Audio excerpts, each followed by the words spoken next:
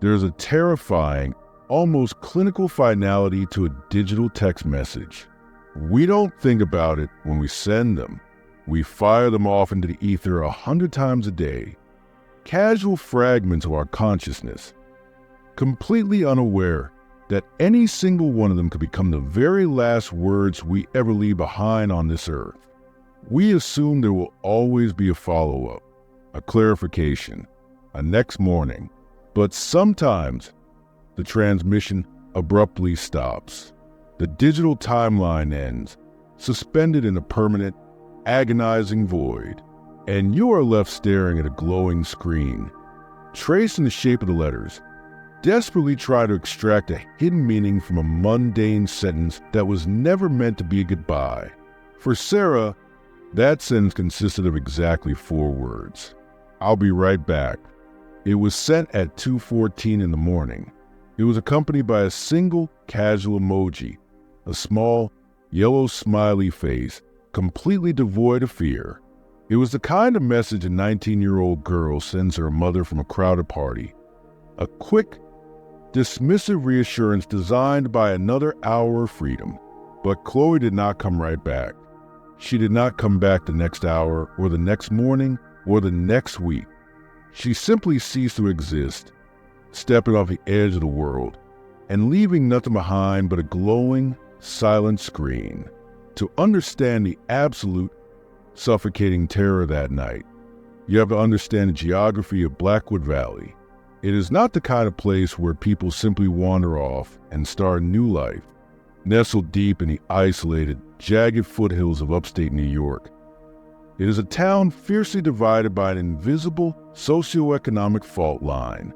Down in the valley, you have the locals, the generational residents who work in the hardware stores, the diners, the mechanic shops, people like Sarah, who worked double shifts as a pediatric nurse just to keep the heat on during the brutal, endless winters. And up on the ridge, hidden behind towering, wrought iron gates and miles of dense, ancient pine forest, you have the estates, the sprawling architectural monstrosities owned by Manhattan billionaires and hedge fund managers who only visit 3 weeks out of the year. The locals do not go up to the ridge, and the ridge does not come down to the valley. It is a silent, mutually agreed upon segregation. But on the night of October 14th, that boundary was breached. Chloe, a young mother suffocating under the weight of her own premature adulthood, put her infant son to sleep in his crib, kissed her mother on the cheek, and walked up the winding, unlit mountain road with her volatile, immature boyfriend Liam. They were chasing a rumor of a party at one of the empty estates. They were chasing the ghosts of their lost youth. Sarah spent the night in the living room, the baby monitor resting on the coffee table, emitting the soft, rhythmic static of her sleeping grandson. She was used to waiting up. It was a silent, agonizing cross every mother bears, sitting in the dark, tracking the hours, playing out 100 different catastrophic scenarios in her mind until the sound of a key turning in the lock finally releases attention. At 1 a.m., she was annoyed. Liam was a bad influence, a boy who drank too much and wore his insecurities like a loaded weapon. He was dragging Chloe down, anchoring her to a life of small-town mediocrity. At 2 a.m., the annoyance curdled into a cold, sharp anxiety. Sarah paced the worn carpet, checking her phone every 30 seconds, the silence of the house pressing against her eardrums. She drafted a dozen angry texts and deleted them all, not wanting to be the overbearing, hysterical mother. And then at 2:14 a.m., the screen illuminated the dark room. A single chime. I'll be right back. Sarah exhaled a long, ragged breath, the tension temporarily draining from her shoulders. It was a promise. She put the phone down, wrapped a knitted blanket around her shoulders, and leaned back into the armchair, allowing her heavy eyelids to flutter shut. She told herself to just rest her eyes for 5 minutes, just until she heard the crunch of tires on the gravel driveway. But exhaustion is a predator. It pulled her under into a deep, dreamless sleep. When she woke up, the living room was bathed in the harsh, gray light of dawn. The digital clock on the mantel read 7:30 a.m. The baby monitor was still humming. The house was utterly, profoundly silent. Sarah sat up, the blanket fallen to the floor, a spike of pure, unadulterated panic piercing her chest. She ran to the front window. The driveway was empty. She ran to Chloe's bedroom. The bed was perfectly made, untouched. She pulled out her phone, her fingers trembling so violently she could barely unlock the screen. She dialed Chloe's number. It went straight to voicemail. The cold, mechanical voice of the automated operator echoed in the empty room. She dialed Liam's number. Straight to voicemail. The police were called. The official machinery of a missing persons investigation ground into motion. A slow, bureaucratic beast that operates on protocol rather than urgency. The detectives were polite, but their eyes held a patronizing, familiar skepticism. They saw a 19-year-old girl with a baby she wasn't ready for, and a boyfriend who had a history of petty theft and impulsive behavior. They didn't see a kidnapping. They saw a runaway. They saw a young couple buckling under the pressure of adult responsibilities, taking a handful of cash and catching a bus to the city to start over. Give a few days, the lead detective told Sarah, his voice dripping with false reassurance. They usually come back when the money runs out. But Sarah knew, with a visceral, undeniable certainty that only a mother possesses, she knew. Chloe would never abandon her son. She would never leave him behind. Something terrible, something final, had happened in the dark woods up on the ridge.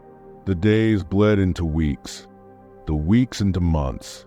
The missing posters taped to the diner windows began to fade in the harsh winter sun, curling at the edges, slowly becoming invisible to a town that was eager to move on. The police scaled back the search. The media lost interest. Chloe and Liam became a tragic, unsolved footnote in the history of Blackwood Valley, a cautionary tale to tell teenagers who wanted to wander into the woods at night. But the forest is patient. It does not erase the past. It merely swallows it, holding it tightly in its roots, waiting for the right person to come along and dig it back up. Exactly 1 year and 2 months after the digital trail went permanently cold, the heavy, wrought iron gates of a property known as the Vales swung open to admit a new resident. Her name was Elena, and she was entirely oblivious to the ghosts that haunted the winding, dirt roads of the ridge. Elena was a woman in retreat, once a celebrated razor-sharp investigative journalist and true crime author living in the relentless, chaotic heart of Manhattan. She had suffered a quiet, devastating psychological collapse. The relentless immersion into the darkest, most depraved corners of human nature had finally taken its toll, eroding her emotional immune system until she could no longer sleep without the aid of heavy prescription sedatives.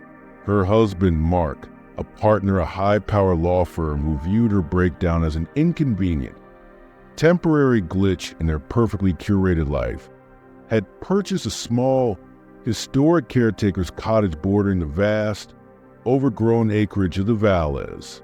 It was supposed to be a sanctuary, a place of absolute silence where she could rehabilitate her mind, finish her overdue manuscript, and learn how to breathe again without feeling the crushing weight of the city pressing against her lungs. Mark, however, was rarely there. His work kept him tethered to the city, leaving Elena alone for weeks at a time in a house surrounded by an ocean of ancient, towering pine trees. The silence she had so desperately craved quickly revealed itself to be something else entirely. It was not a peaceful silence. It was an oppressive, heavy silence. The kind of silence that feels as though it is actively listening to you. Elena found herself pacing the hardwood floors of the cottage, staring out the massive, floor-to-ceiling windows at the impenetrable wall of the forest, feeling a strange, magnetic pull drawing her toward the tree line. The woods were a labyrinth of shadows, choked with thick underbrush and the decaying, moss-covered skeletons of fallen oaks. To most people, it would be a place to avoid. But Elena was a woman who had spent her entire career excavating secrets. She was hardwired to look into the dark. She developed a routine to anchor her fracturing mind. Every afternoon, precisely at 3 o'clock, she would put on her heavy waterproof boots, zip up her parka, and walk the perimeter of her property. It was an exercise in boundaries, a way to map her territory and assert control over her environment. But as the weeks passed, the boundaries began to blur.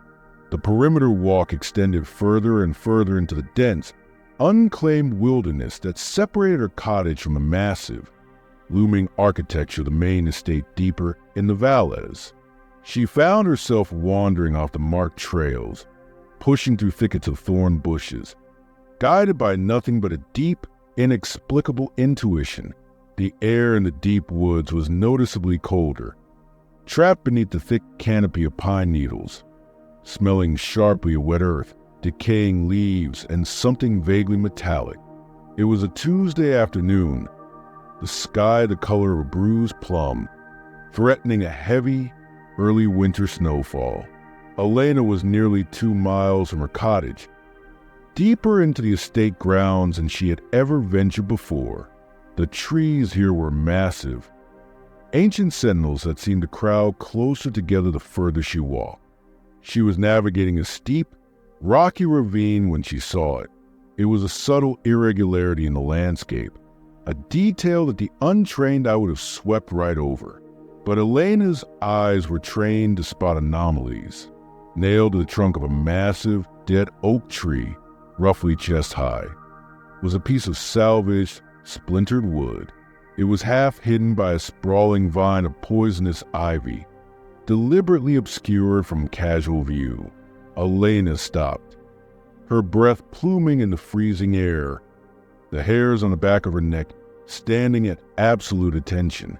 She stepped carefully down the incline, her boots slipping on the slick, wet leaves, until she was standing directly in front of the tree.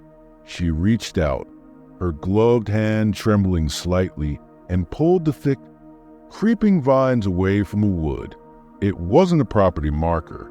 It wasn't a hunting trail sign, carved deeply into weathered, rotting wood. The letters, jagged and uneven as if gouged with a hunting knife in a state of frantic, desperate urgency, were 2 words. The command hit her with the visceral, paralyzing force of physical blow. Her heart hammered a frantic, deafening rhythm against her ribs. The journalist in her, the part of her brain that had been dormant for over a year, suddenly flared back to brilliant, blinding life. This was not a prank.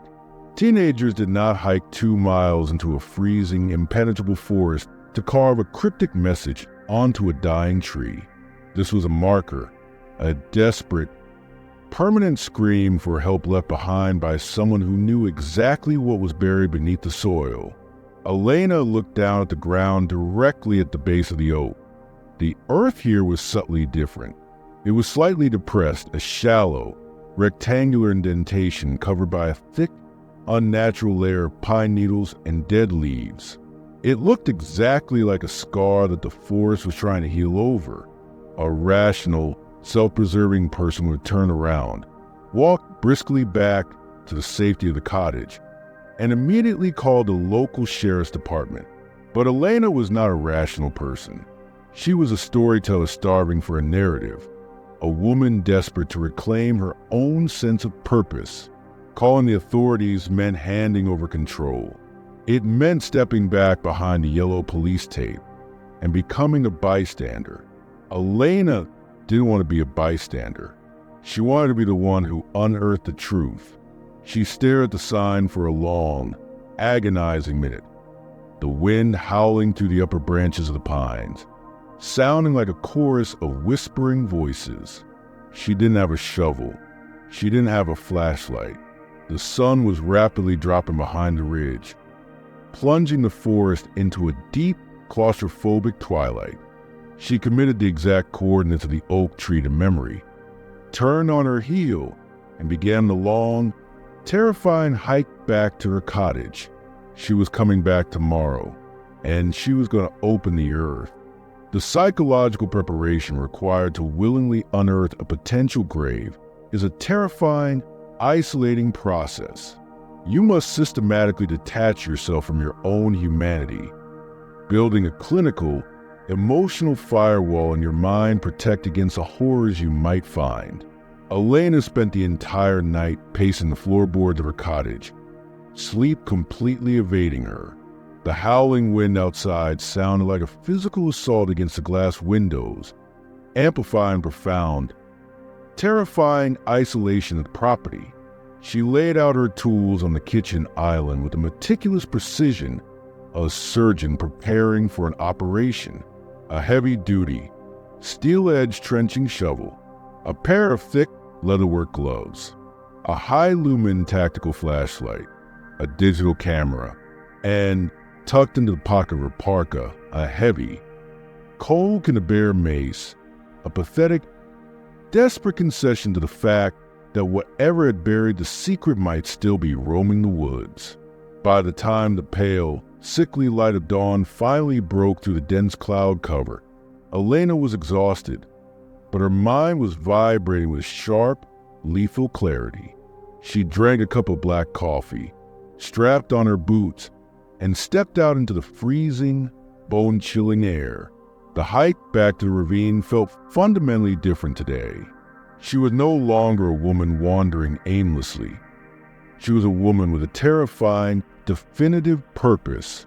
The forest seemed to sense a shift in her energy. The silence felt heavier, more oppressive. The ancient pines towering over her like silent, judging witnesses. She navigated the rocky terrain flawlessly, her memory guiding her directly back to the dead oak tree. The sign was exactly as she had left it, the jagged, carved letters of dig here staring back at her like a challenge. Elena did not hesitate. She dropped her backpack onto the damp earth, pulled on her leather gloves, and drove the sharp steel edge of the shovel into the shallow depression at the base of the tree.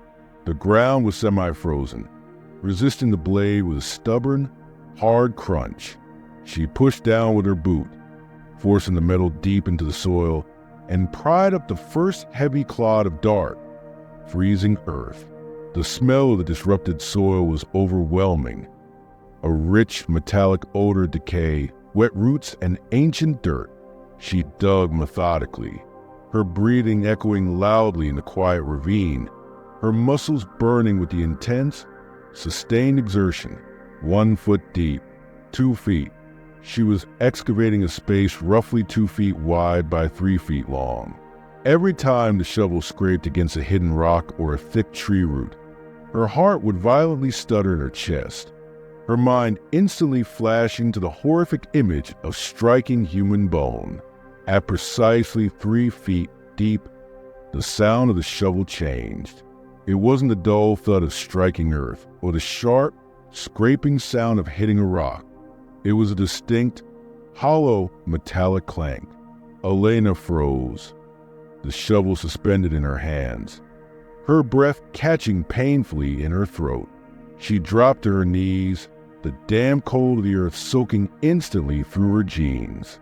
She tossed the shovel aside and began to clear the remaining dirt away with her gloved hands, digging with a frantic, desperate energy. Buried in the freezing mud, wedged tightly between 2 massive, knotty tree roots, was a box. It wasn't a coffin. It wasn't a large container. It was a vintage, heavy-duty, military-grade ammunition tin, painted a dull, olive green. It was completely sealed, the heavy metal latch rusted shut by months of exposure to the damp soil. She grabbed the handle of the ammo tin and pulled with all her strength, ripping it free from the suction of the mud. It was heavy, terrifyingly heavy. She carried it out of the hole, setting it down on a flat, moss-covered rock. her hands shaking so violently she could barely operate the latch. She grabbed the edge of her shovel and wedged it under the rusted metal clasp, prying it upward with a sharp, forceful jerk. The latch gave way with a loud, protesting snap. Elena took a deep, ragged breath, closed her eyes for a fraction of a second, and pushed the heavy metal lid open. There was no body, there was no blood, but the contents of the box hit her with a psychological force that was far more devastating, resting on a bed of folded dark fabric, which Elena instantly recognized as a heavy men's hooded sweatshirt, with 3 distinct, isolated objects arranged with the careful, deliberate precision of a shrine. The first object was a heavy, braided leather friendship bracelet, the kind teenagers buy at seaside boardwalks, worn and frayed at the edges. The second object was a pair of expensive, aviator-style sunglasses, the left lens completely shattered, the metal frame violently bent and twisted as if it had been stepped on with massive force. And the third object, resting precisely in the center, was a delicate, tarnished silver locket on a broken chain.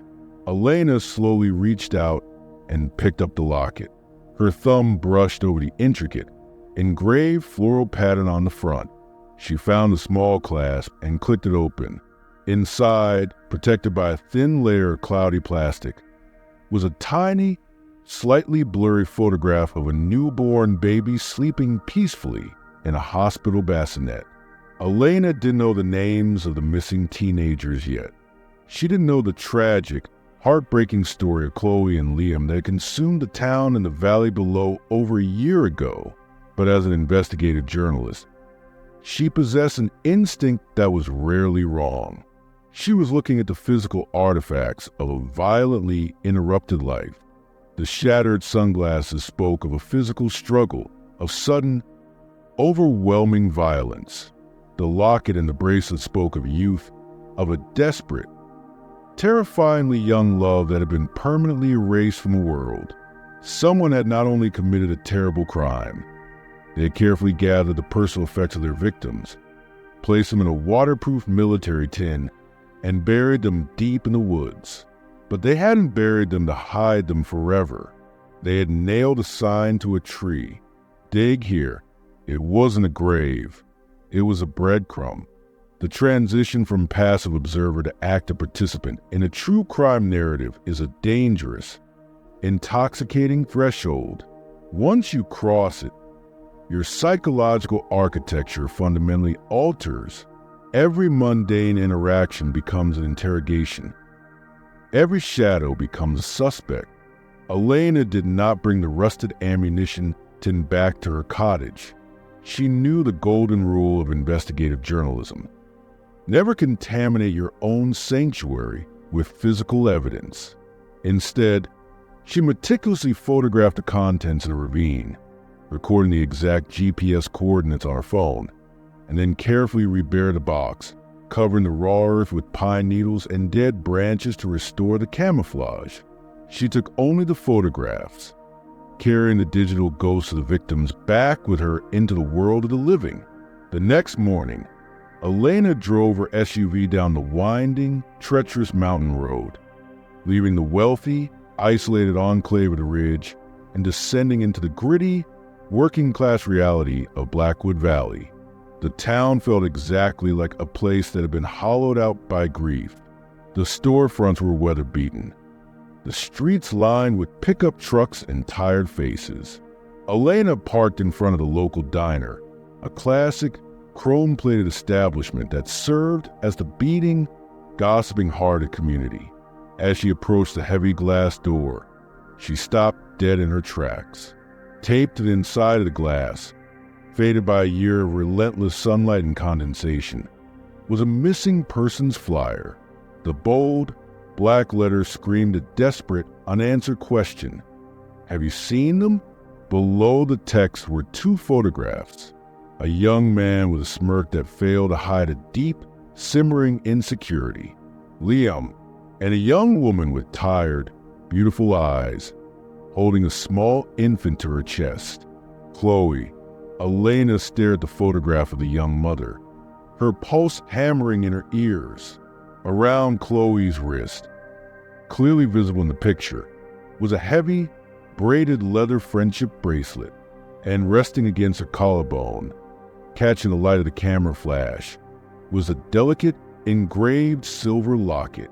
Elena had found them, or at least she had found what was left of them. She pushed through the diner doors, the bell jingling cheerfully overhead, a sickening contrast to the dark, morbid adrenaline coursing through her veins. She sat in a corner booth, ordering black coffee, and began to listen.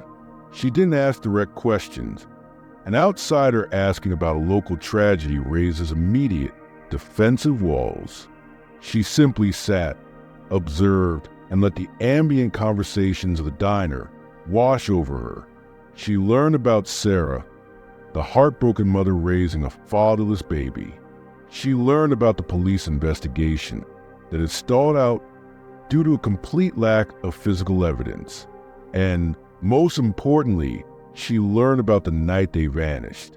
They were heading up to the Vales. A waitress murmured to a regular customer sitting 2 booths over, her voice hushed, tinged with superstitious dread. There was a party.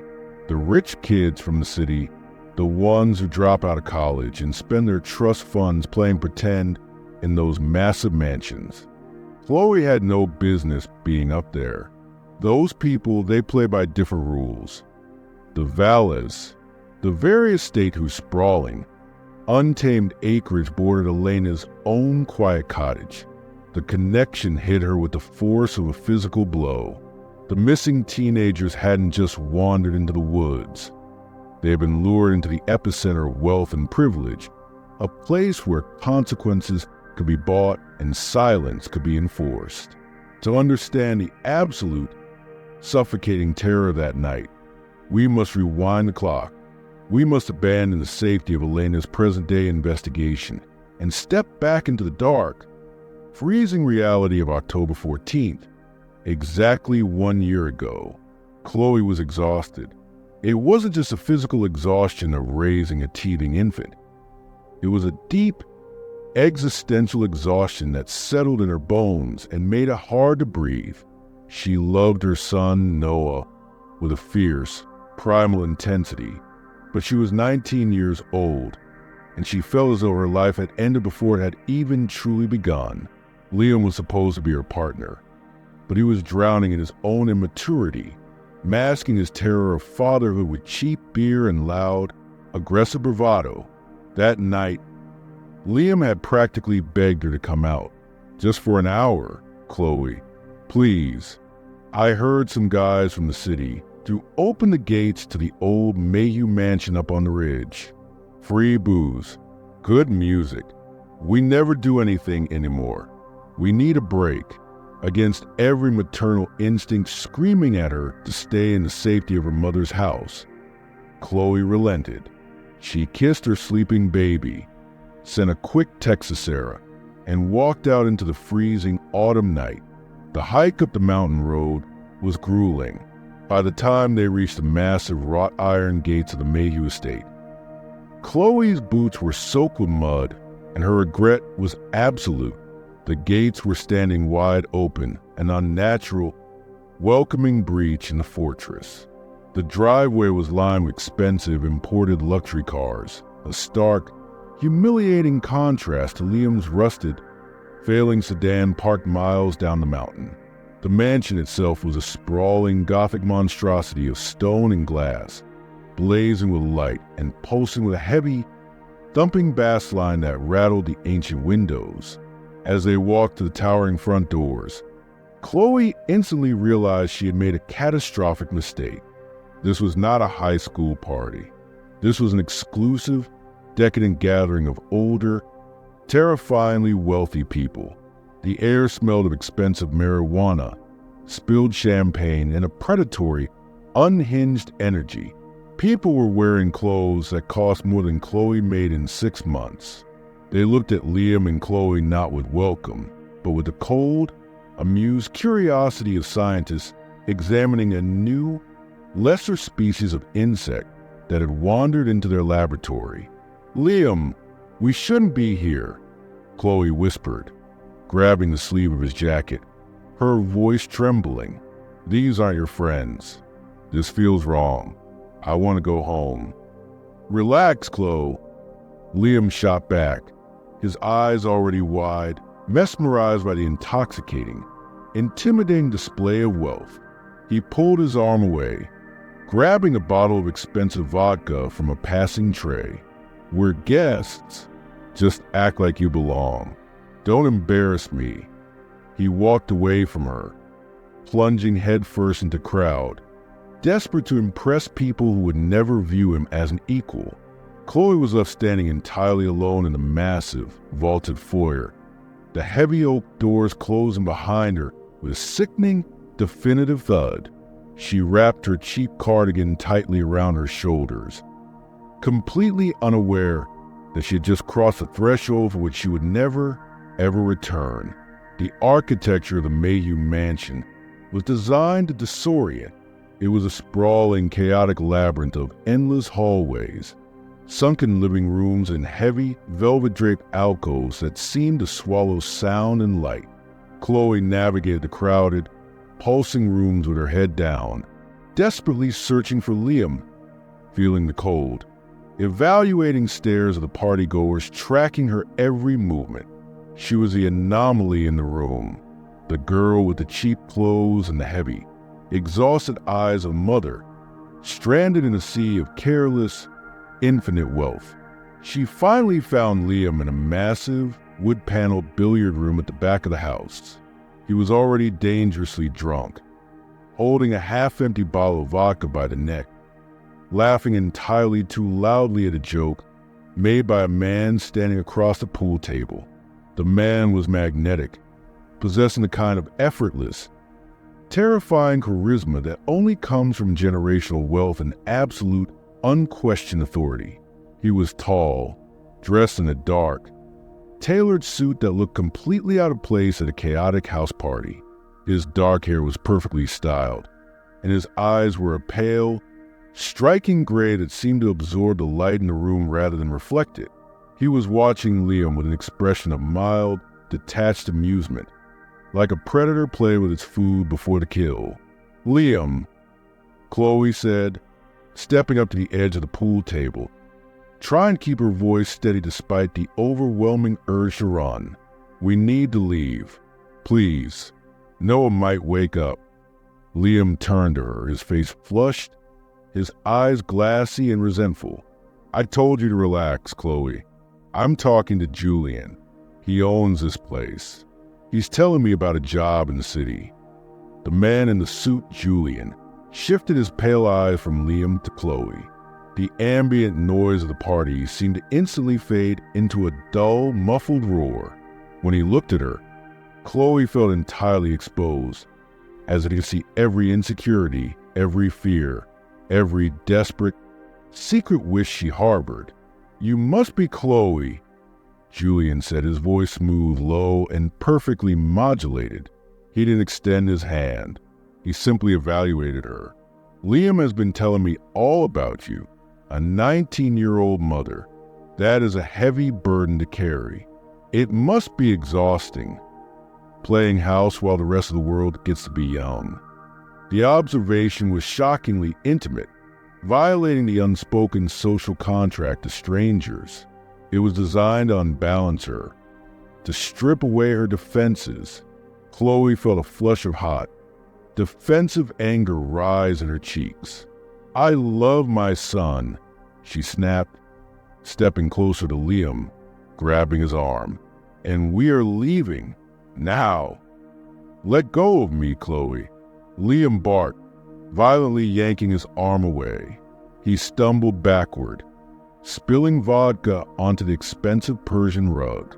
He was humiliated, eager to prove his independence to the wealthy, powerful man across the table. "I'm not going anywhere. If you want to leave, walk. I'm staying." It was the ultimate, crushing betrayal. Liam had chosen the illusion of belonging over her safety. Chloe stared at him, tears of profound, agonizing disappointment welling in her eyes. She didn't argue. She didn't scream. She simply turned around and walked out of the billiard room, pushing her way blindly through the crowd, desperate to find an exit. She needed a moment to breathe, to stop her hands from shaking, before she faced a long, terrifying, pitch-black walk down the mountain alone. She found a heavy mahogany door at the end of a long, deserted corridor and pushed it open. It was a massive, opulent guest bathroom, lined with dark marble and gilded mirrors. She locked the door behind her, leaned over the sink, and splashed freezing water on her face. She pulled her phone from her pocket. The battery was at 12%. She opened her messages, seeing the worried text from her mother. She stared at the screen, her thumbs hovering over the digital keyboard. She wanted to tell her mother to come get her. She wanted to beg for help, but the shame was too heavy. The shame of being right about Liam, the shame of making a mistake, the desperate need to prove that she was an adult who could handle her own problems. She took a deep breath, fighting back a sob, and typed the 4 words that would seal her fate. "I'll be right back." She hit send, adding a yellow smiley face to mask her terror. She slipped the phone back into her pocket, took one last look at her pale, terrified reflection in the gilded mirror, and reached for the heavy brass doorknob. It didn't turn. Chloe frowned, twisting the lock mechanism. She pulled the handle again. The door was solidly, immovably jammed. It wasn't just stuck. It felt as though something heavy had been wedged against it from the outside. A spike of raw, primal panic pierced her chest. She rattled the handle violently, pounding her fist against the thick mahogany wood. "Hey!" she yelled, her voice echoing loudly in the marble bathroom. "The door is stuck. Someone open the door." There was no answer. The heavy, thumping bass line of the party music had suddenly stopped, replaced by a profound, terrifying silence that seemed to press in from all sides. "Liam!" she screamed, the desperation clawing at her throat. Suddenly, the lights in the bathroom flickered and died, plunging her into absolute, suffocating darkness. Chloe backed away from the door, her heart hammering a frantic, deafening rhythm against her ribs. She reached blindly for her pocket, grabbing her phone, using the weak, glowing screen as a flashlight. The battery indicator flashed red, 9%, and then she heard it, a sound coming not from the hallway, but from inside the bathroom with her. It was a slow, deliberate scrape of a heavy boot against the marble floor. She whipped the weak light of her phone toward the dark corner of the massive room, near the glass-enclosed shower stall. Standing in the shadows, perfectly still, was a figure. The pale, glowing light of the screen illuminated the tailored suit, the dark hair, and the pale, striking gray eyes that absorbed the light. Julian. He hadn't locked the door from the outside. He had been waiting inside the bathroom the entire time. "You should have left when you had the chance, Chloe," he whispered, his voice echoing in the dark, smooth and utterly devoid of mercy. The phone slipped from her trembling, sweating fingers, shattering against the marble floor, plunging the room into permanent, terrifying blackness. To hold the last untold secret of a tragedy in your hands is a terrible and intoxicating burden. Elena sat at the small, scarred wooden desk in her caretaker's cottage, the glow of the desk lamp cutting a harsh circle of light in the surrounding darkness. The wind howled against the glass panes, a relentless, violent reminder of her isolation at the edge of the estate, laid out before her, meticulously arranged on a clean white towel, with the artifacts from the buried ammunition tin, the frayed friendship bracelet, the silver locket containing the baby's photograph, and the violently crushed, shattered smartphone. Elena was not a forensic technician, but she understood the anatomy of digital evidence. The phone was a vital, dormant organ that might still contain the memories of its final moments. It was severely damaged, the screen spiderweb with deep, jagged cracks, the metal casing warped and bent, but the charging port appeared surprisingly intact. She retrieved a wireless charging pad and a variety of cables from her equipment bag. Her hands moving with a practiced, obsessive precision, she connected the phone to a heavy-duty portable power bank, holding her breath, waiting for a sign of life. For 10 agonizing minutes, the device remained dead, a cold block of useless glass and metal. Elena leaned back in her chair, running her hands through her hair, the frustration mounting. She was a storyteller blocked from her ending, staring at a locked door without a key. And then, a tiny, faint red light blinked to life near the top of the shattered screen. The battery icon appeared, agonizingly slowly beginning to fill. Elena didn't dare touch it. She let it charge for a full hour, pacing the small confines of the cottage, her mind racing to the timeline she had constructed from the diner gossip and her own dark intuition. Chloe and Liam walking up the mountain, the party at the Mayhew estate, the charismatic, dangerous hosts, the sudden absolute disappearance. When the battery finally reached 20%, Elena pressed and held the power button. The screen flickered, struggling against the internal damage, glowing with a sickly, distorted light, before the manufacturer's logo finally appeared. It was a miracle of modern engineering, a ghost waking up after 14 months in a muddy grave. There was no passcode.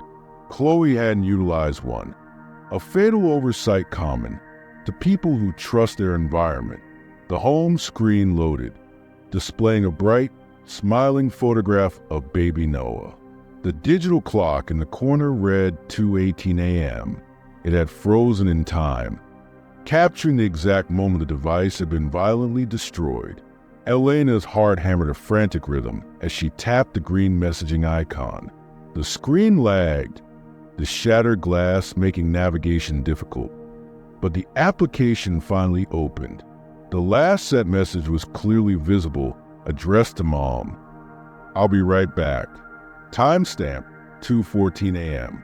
But it was what lay beneath that message that caused the blood to completely drain from Elena's face. There was a draft, a message that had been frantically typed but never sent. It was addressed to emergency services. 911. Elena tapped the draft, her hand trembling violently. The message was a chaotic jumble of desperate, terrified keystrokes, capturing the final, horrific moments of Chloe's consciousness. "HRLP, please, trapped in bathroom Mayhew house. He's inside with me, Julian. He's hurting Liam, please hurry. He's going to key." The message ended abruptly, the final word unfinished.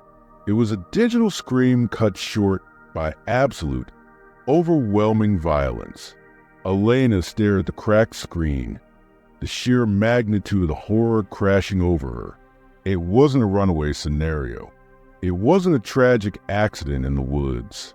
It was a calculated, brutal murder, and the killer possessed a name.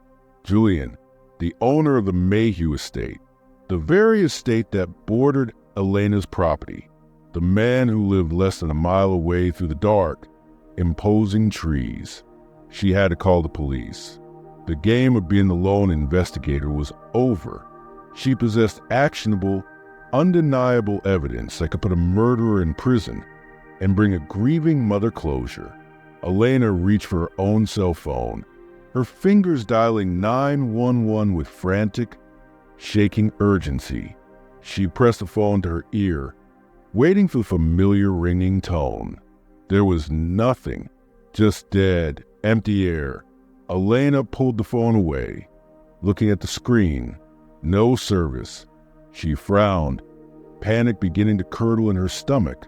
She always had a weak, but functional signal in the cottage. She walked over to the window, holding the phone up to glass, desperately searching for a single bar of connectivity.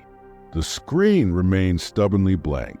And then she noticed something else. The heavy, suffocating silence of the cottage felt fundamentally different.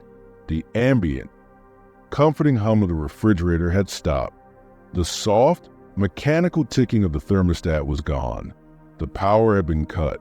Elena backed away from the window, her breath hitching in her throat, her eyes desperately scanning the dark corners of the room.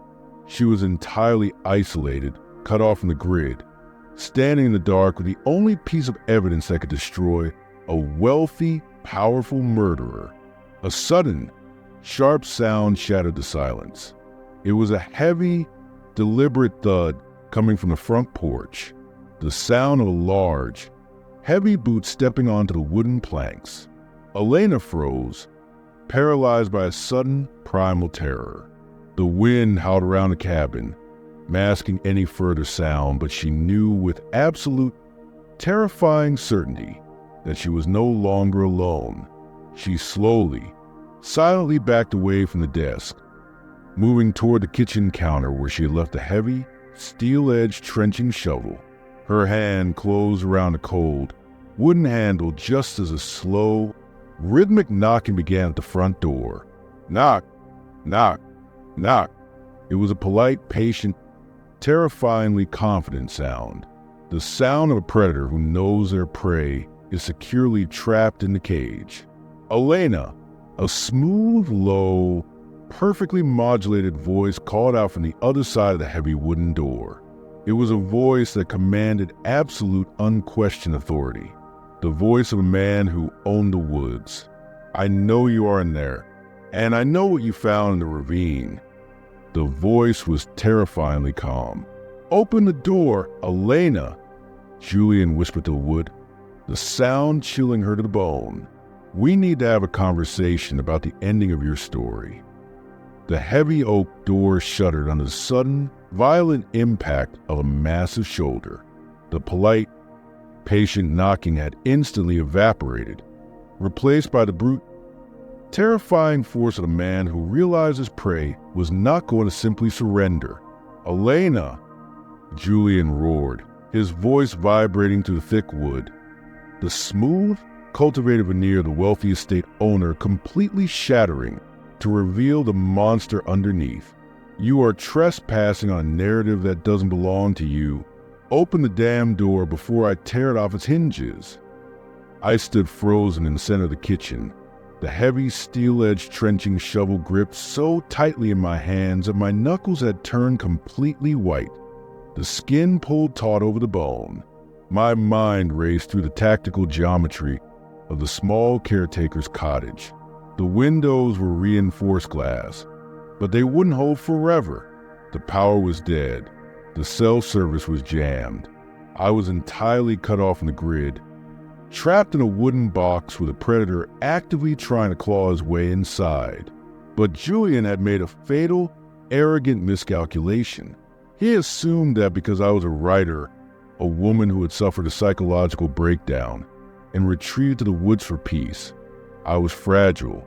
He assumed I was a victim waiting to be cataloged and buried in the dirt just like the others. He didn't realize that I had spent my entire career dissecting the minds of men exactly like him. I knew their blinding arrogance. I knew their fatal blind spots. Crash! The horrifying sound of shattering glass exploded through the cottage. Julian had taken a heavy, jagged landscaping stone from the porch and hurled it directly through the front window. A blast of freezing, howling wind and snow tore into the living room, sweeping dead leaves and frost across the floorboards. I didn't scream. I didn't panic. I stepped back into the absolute darkness of the narrow hallway, pressing my spine flat against the cold drywall, merging completely with the shadows.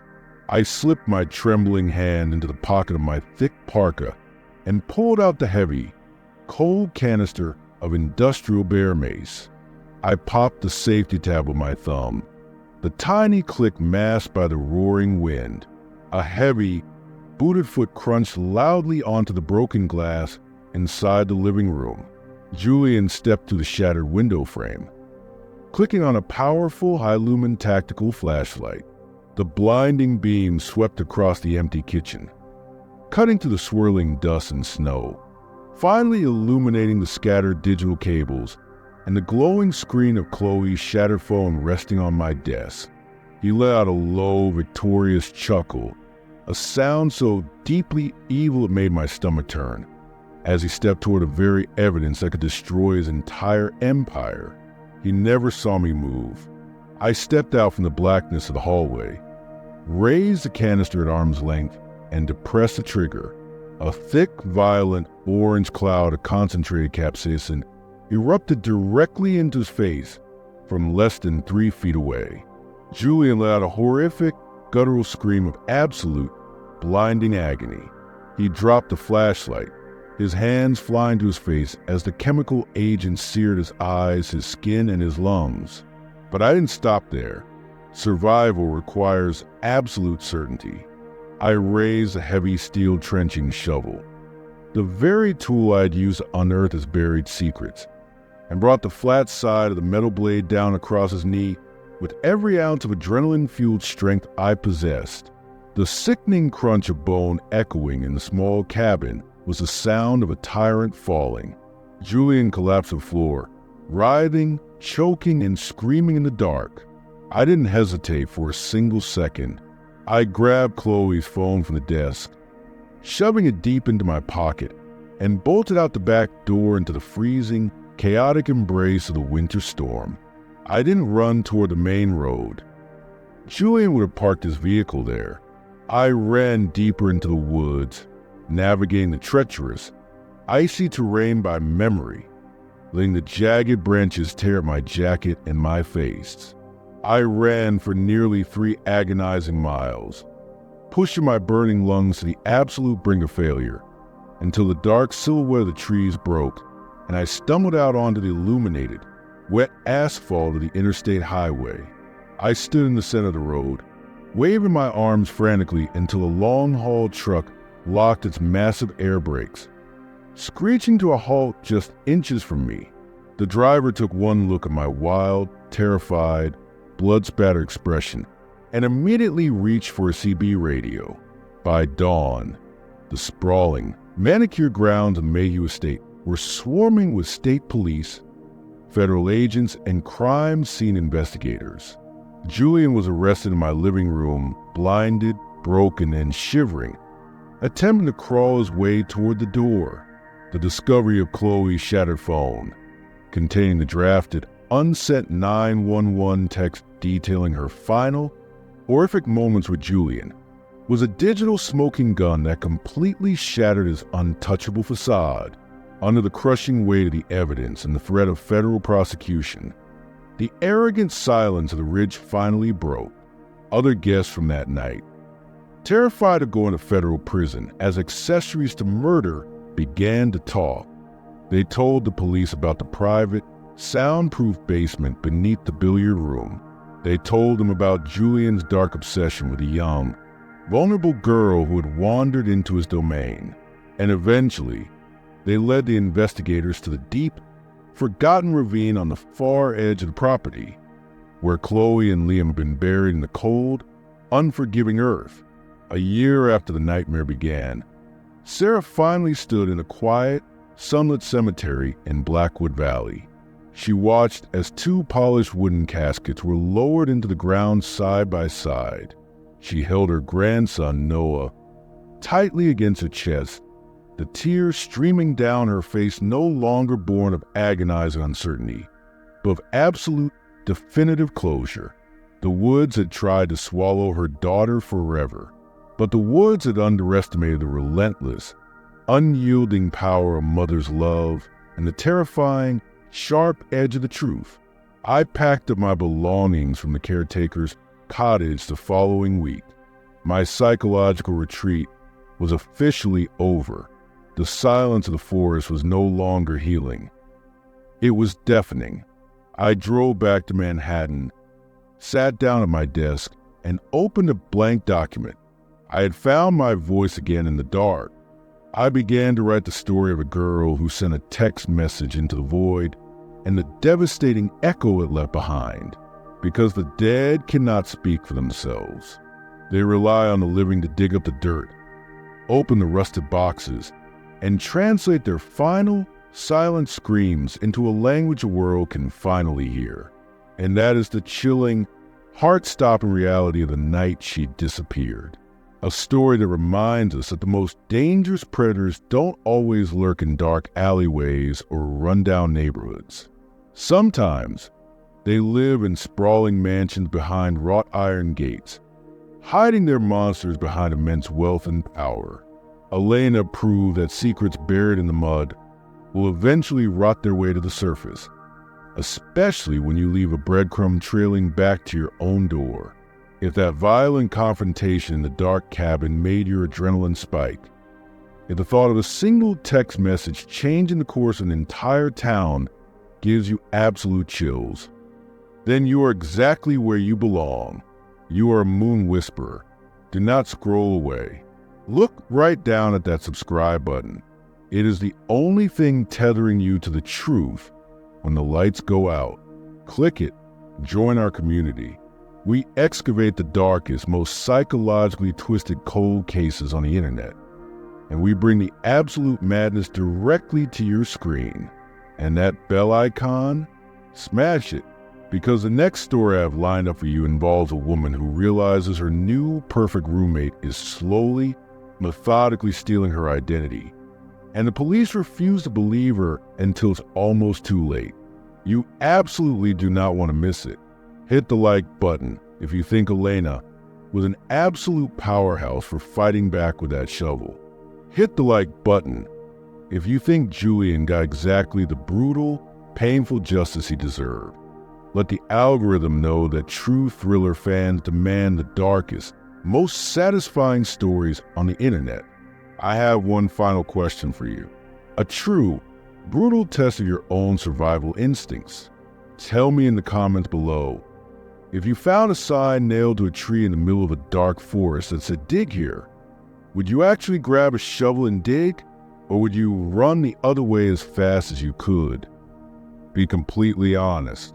I will be reading and reacting to every single answer.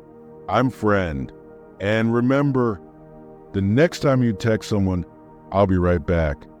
Make absolutely sure that you actually return.